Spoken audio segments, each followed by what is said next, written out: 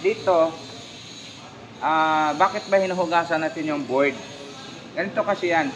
Masyadong ano na siya, madumi, tapos nagmo-moist na siya.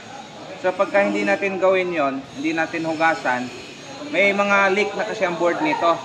Pangalawa, hindi natin makita yung mga pyesa na sira. Kaya mapipilitan tayong hugasan.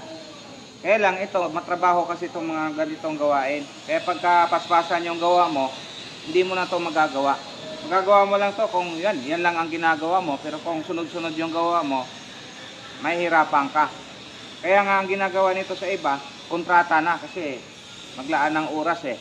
Instead na makagawa ka pa ng ibang unit, nalalaan mo na yung mahabang oras mo sa paglaba pa lang nito.